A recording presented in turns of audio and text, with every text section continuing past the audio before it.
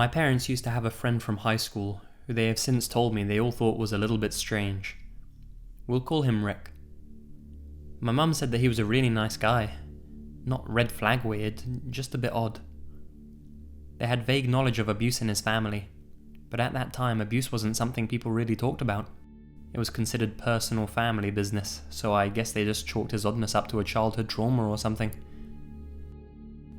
Their group of friends were all pretty close.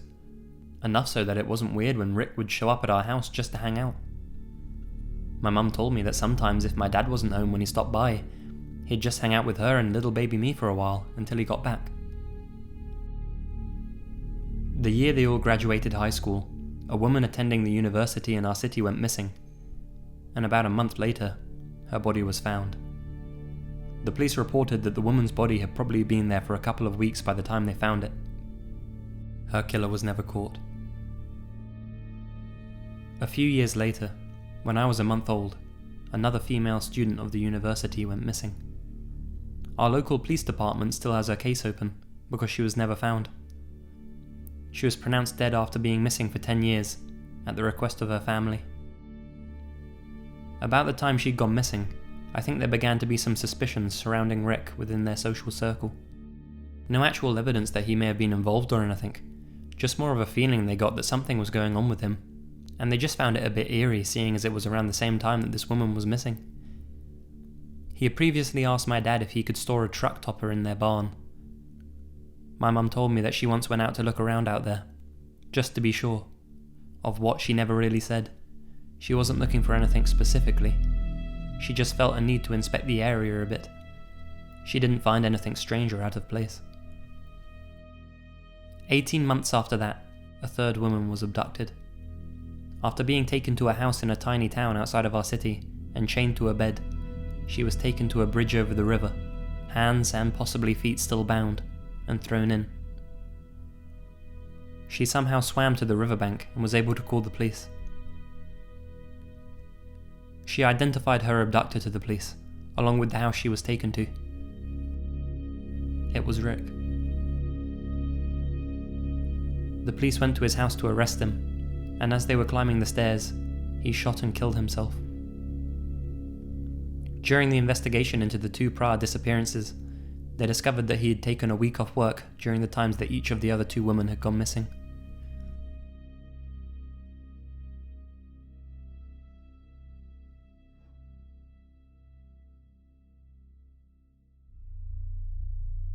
A few years ago, I was going through some hard times in Sacramento.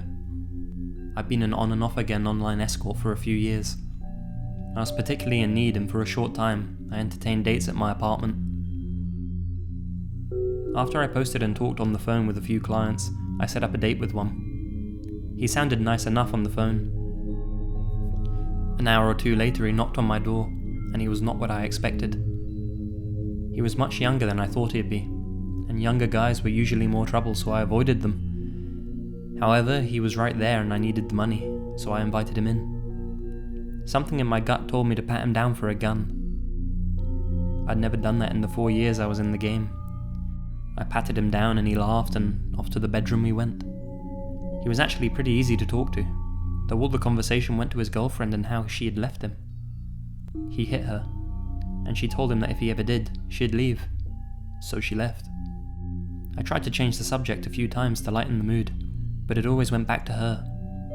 I told him something like, life's too short, as one door closes another opens, never give up on love, blah blah blah. Nothing I said moved him, and he told me that I'd find out what he'd do soon enough. He insisted that I would find out. The way he said it, in a joking manner, didn't alert me. I just wanted the money. We finally did the deed. It was relatively quick and painless. We got dressed, and he insisted on me walking him to his car, which was only about 15 feet away from the front door. He showed me his car, an unimpressive green Jeep. I said it was cool or something, and he told me that I'd see it again. We talked a bit more, shared a few laughs. He told me to be careful, and off he went. Some days later, on the national news, I see a picture of the green Jeep. Then I see that a man from Sacramento is wanted. Then I see his picture. He drove across the country and shot and killed 2 people in a New Jersey church. He killed his ex. He was on the run. A few days later, they caught him in Atlanta, on the airplane as it was about to take off for Europe. I know he showed me his car to teach me a lesson. He wanted to make sure I'd remember him, and know he is the one who was wanted. He was very bright, so I could see him playing that type of game with me. He was just so darn adamant about me seeing his Jeep. I think he saw the innocence in me, and that's why he wanted to teach me such a lesson. I was younger than him. Or he lured me to his car because he wanted to practice his shot, but for some reason or another didn't.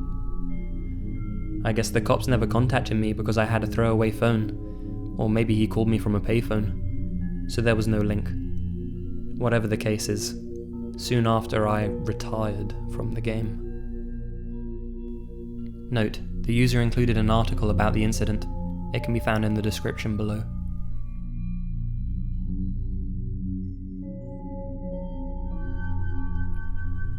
My dad used to tell me this story as one of those listen to your gut lessons, although I didn't know the grisly details until I was older. The setting is small town Indiana, early to mid 1970s.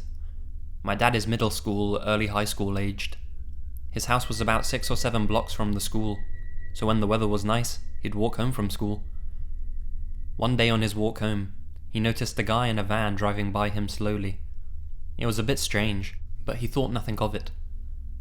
Then it happened again, and again. Eventually the guy driving the van started yelling things at him, usually asking him to buy drugs. This is when my dad recognized the guy as Roger. Roger was about 9 years older than my dad, but my dad was friends with one of Roger's relatives, so he knew who he was.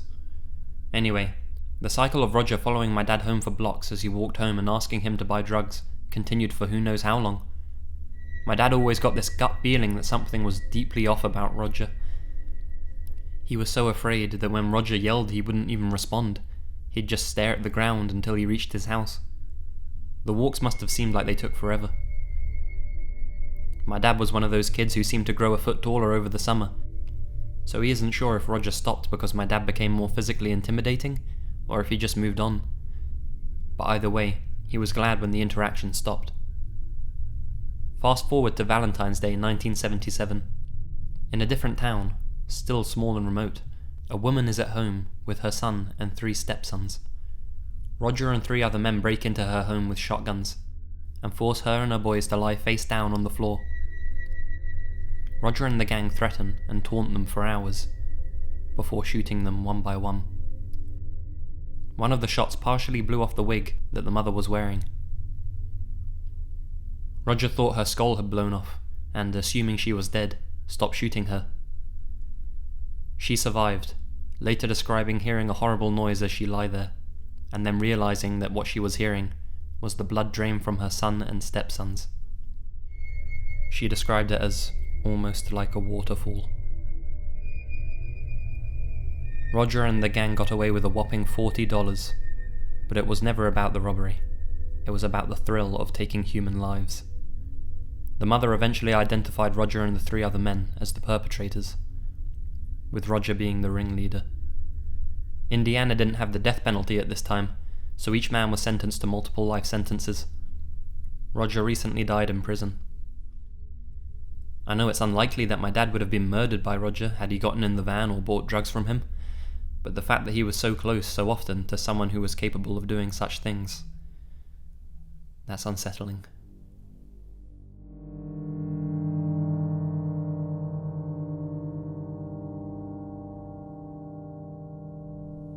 A little more than a year ago, when I was 19, I managed a beauty supply store. We sold all kinds of hair colour, nail polish, hair extensions, shampoo, and all that kind of thing. It wasn't that often you'd see a man in there. When we did, it was usually a barber or someone's husband running an errand for them. Anyway, I was working around noon one February day, and this man comes in pushing a small child in a stroller. I ask if I can help him find something, and he asks if we have super glue. I didn't like to turn anyone away, so I asked if maybe nail glue would do the trick. So he follows me back to the nail glue and starts asking me where I'm from, and I continue to make small talk with him. He tells me he's staying at the campgrounds with his 3-year-old son and his son's mother. The little boy in the stroller looks up at me, smiles, and tells me his name. They're from Las Vegas.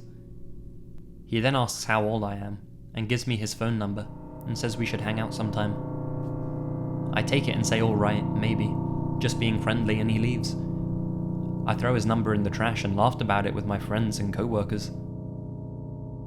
The next day, my friend and I were working, and she watches the man pushing the stroller walk by the front of our store, then stop and walk back to stare in the windows at me. When she saw him stop and walk back, she told me to go sit in the bathroom, so I did. He just looked around from the outside windows for about 5 minutes. That weekend, I got in my car to leave for work, and there was so much snow I couldn't get out of my driveway. I had to walk quite a ways to catch a bus. It was about noon, and I walked through the parking lot for the bus stop, and I just felt like someone was watching me. I looked around and didn't see a lot of people, but I just had a feeling like he was around. I get inside and open the store up within 5 minutes, and guess who walks in? The same guy, except this time, no kid. His friend was with him, and supposedly he was from the same state that I was. He told me what his name was, and I said, "Oh, how funny, my boyfriend's name's Corey." Then the creepy dude said something like, "Oh, I knew you had a boyfriend. You look too fine, like a model," or something very similarly annoying. He proceeded to tell me I should bring my boyfriend and hang out with them and smoke. The way he said it was like he didn't believe I had a boyfriend or something. At this point, I was done being friendly. I said, "I don't know you, so I don't think we'll ever be hanging out, no offense." He kind of laughs and they leave. A couple weeks later, I see him on the city bus with a woman I assumed to be his new girlfriend, and I felt relieved and didn't see him anymore. Fast forward to about a month later. I'm out of town for a company meeting, and I stop by the mall to get a pedicure. As I'm relaxing, this story comes on the news about a woman who left her 3-year-old son at home alone for 4 days, and he died. They lived in the town that I worked in. I didn't want to hear about that depressing crap, so I stopped watching. Now it's Easter. My mum was over and we began our normal gossip. She says, "Oh, did you hear about that woman who left her son at home for 4 days and he died?" And I told her I saw the story on the news but didn't pay much attention. My mum worked at the hospital, so she knew the whole story, plus it's a very small town. Apparently this woman and her child were staying at the campgrounds, and they were from Las Vegas. The baby's dad was in jail for failing to register as a sex offender after soliciting sex to minors on a city bus. It all dawned on me, so I looked up the news story and looked up the pictures. It was the man that was creeping on me at my job. The woman I saw him with on the bus was the one on the news that killed her son. And worst of all, that little boy that smiled at me and told me his name was the little boy that died. This has bothered me for over a year now. What's even more disturbing is the woman came home to find her son lifeless. She picked him up and took him to the community showers, where she washed his own bodily fluids off him. Then she got on the bus with her child, who was dead, to take him to the hospital. The bus didn't even leave the station before the police and ambulance pulled up.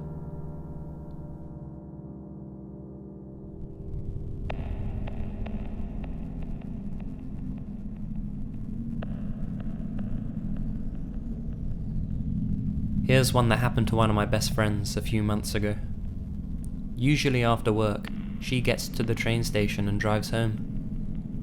But since I've told her about this "let's not meet" subreddit, she calls me as soon as she gets off the train, and we don't hang up until she's safely in her car. She kind of just leaves her phone on in her pocket or in her hand and doesn't talk, but it's reassuring for her to have me there with her.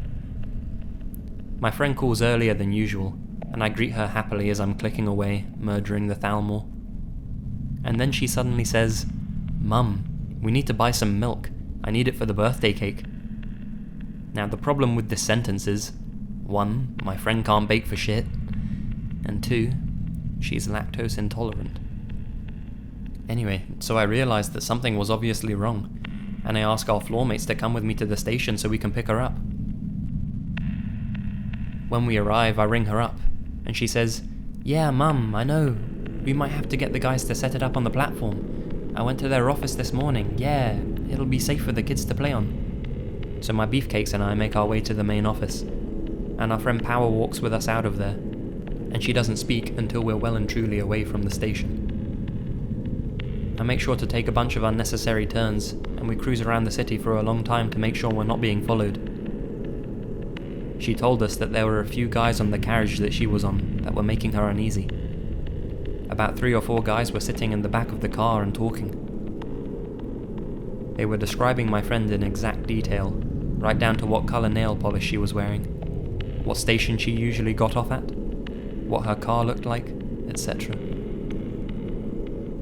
Her plan was to act like she was staying on till her stop, but leave right before the door closed on the stop before it. They were speaking German, not very quietly either. My friend grew up speaking 5 languages, one of them being German. She didn't take trains for a good 3 months following that incident, not that I blame her. It's a bit dark, but sometimes we theorize what they were planning on doing. I believe it might have been a human trafficking ring, or something similar. The guys think gang rape, and my friend thinks a combination of both. I've always felt a bit silly making my friends invent coded sentences with me, or calling them on the way home because I like scaring myself silly. I honestly never thought it would come in handy. I'll never stop thanking this subreddit for making me overly cautious. I might have lost my best friend that night, and I'm really grateful I didn't.